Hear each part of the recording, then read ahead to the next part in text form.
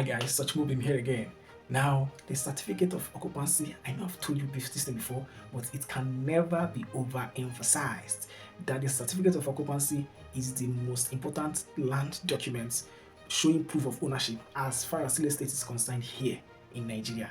However, this particular document, regardless how important it is also the most difficult document to process anywhere in Nigeria. A little laid back story.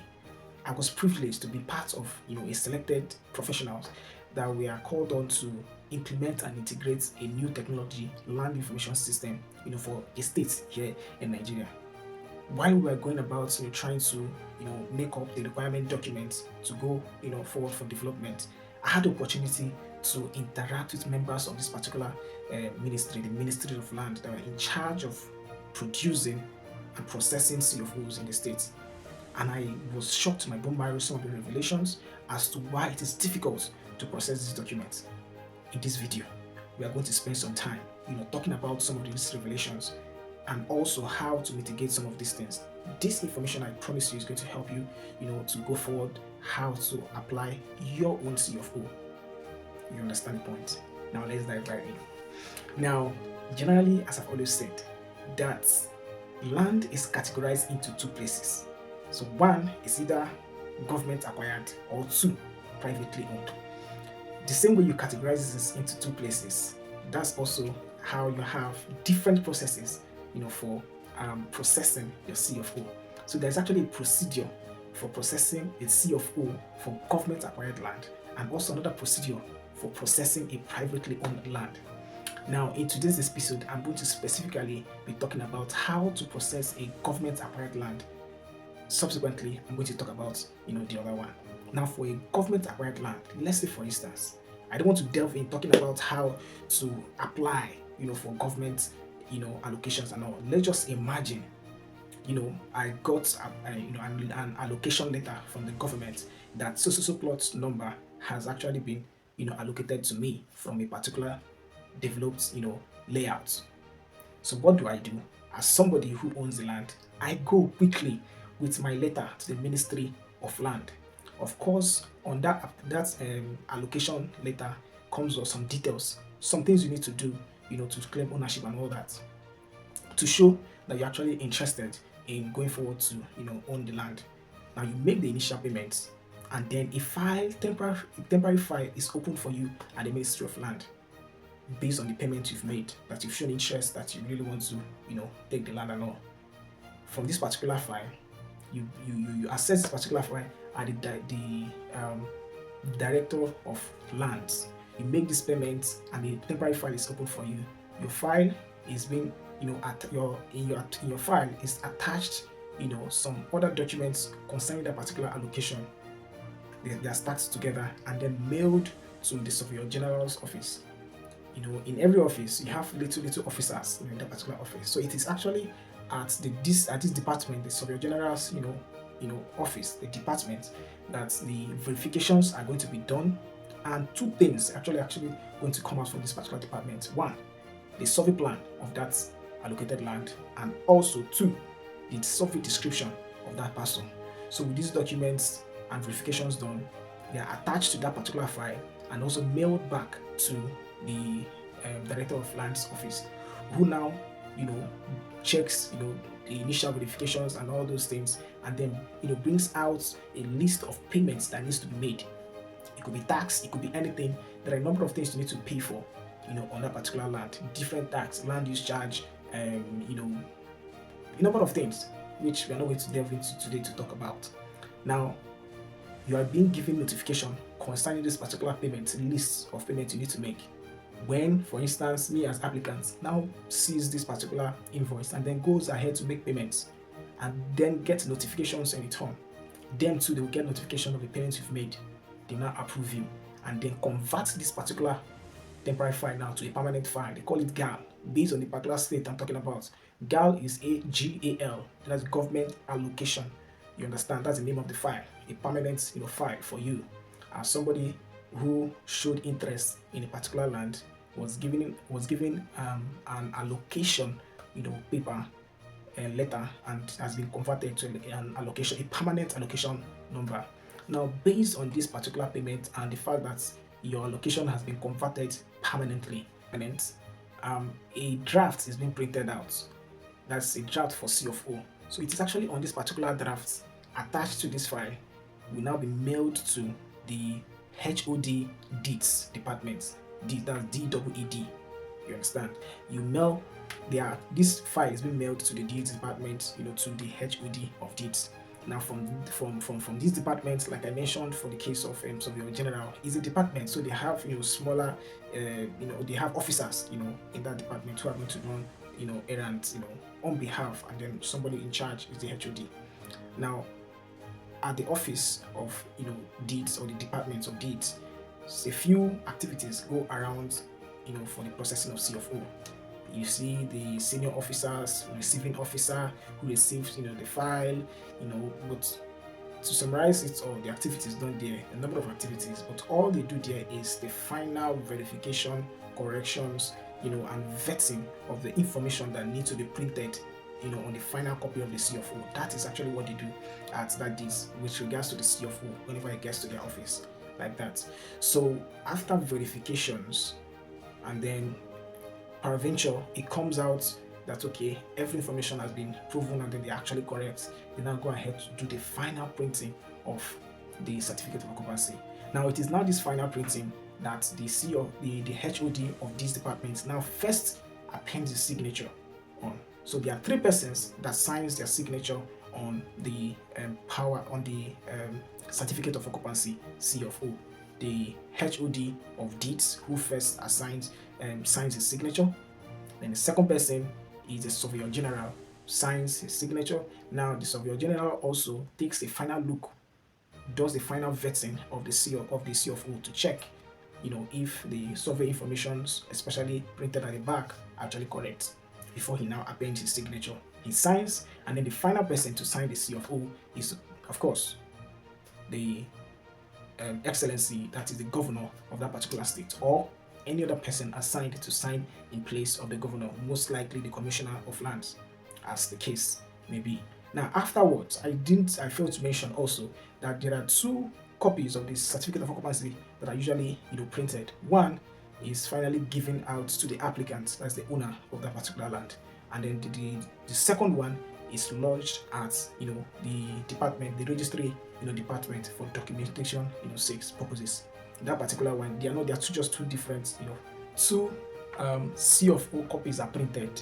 One is given back to the applicant, and then the other one is lodged at the registry department. Now this is just a brief summary of how the C of O is being processed in this particular state. And I tell you what, there are just a few differences when you now start moving from state to state. As far as you are here in Nigeria, the key departments mentioned play almost the same role across the nation.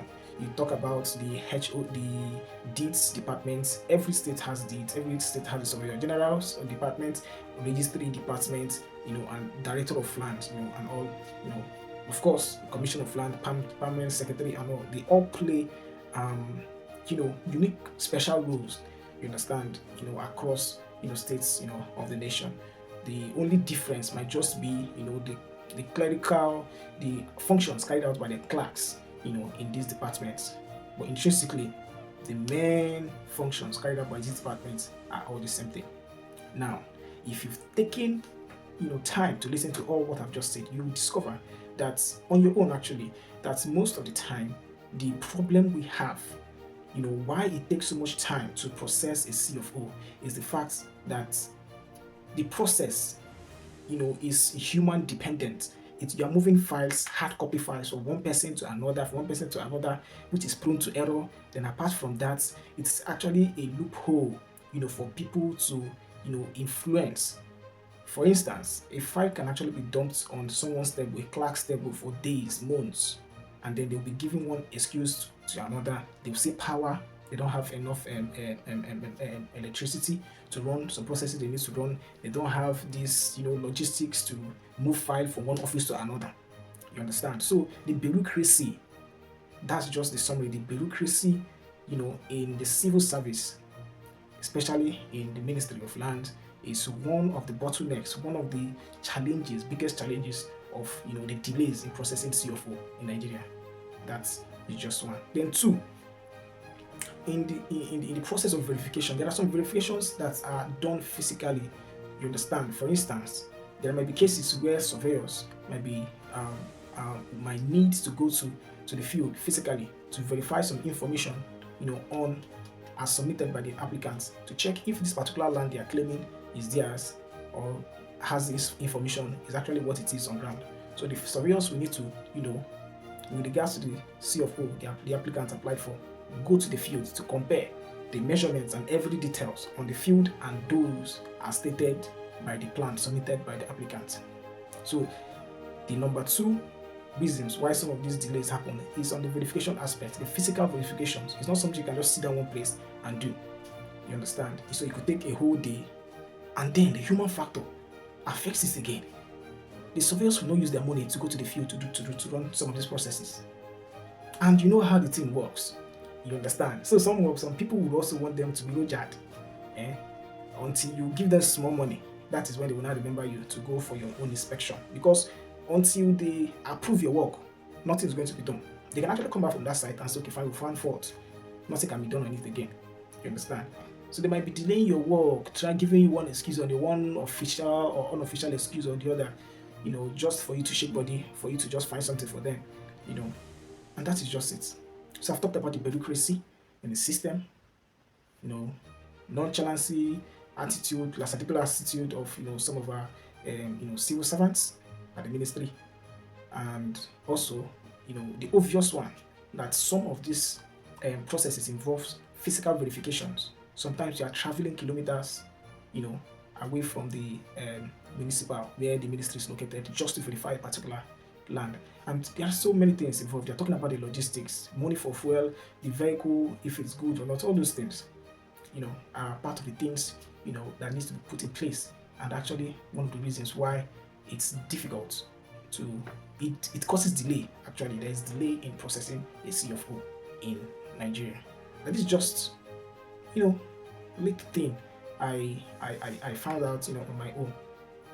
Now in this country, I'm still going to tell you, the solution we're actually proposing, the LIS system, is actually a computer-based, system, GIS-based, infusion of GIS and the technology, making them together to make it easy to process a CFO and other documents, you understand, around land ownership. Talking about any kind of deed of lease, deed of mortgage, or irrevocable power of attorney, or just any land ownership documents and all the transactions in land.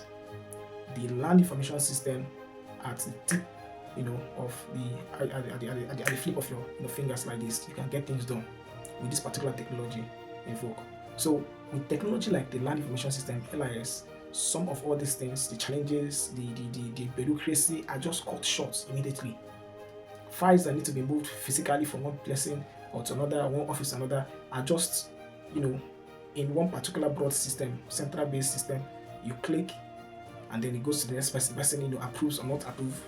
So you create a system around this particular thing. So that's what an LIS, system does. Everything with the base map, of course, of the whole state. The land as parcels are being overlaid on this particular base map. You click on one particular thing and then it gives you all the informations, all the information you need on that particular parcel. If there's a need for updates, it also provides you opportunity to update a parcel or information on a particular parcel. You understand the point? So technology like this are being used just in, just a few states in Nigeria. Even those states are not using them to its full capacity, because of issues of, data. I'm talking about, geographical data now. You understand? But not so bad. We're actually getting there. You understand? I just needed to.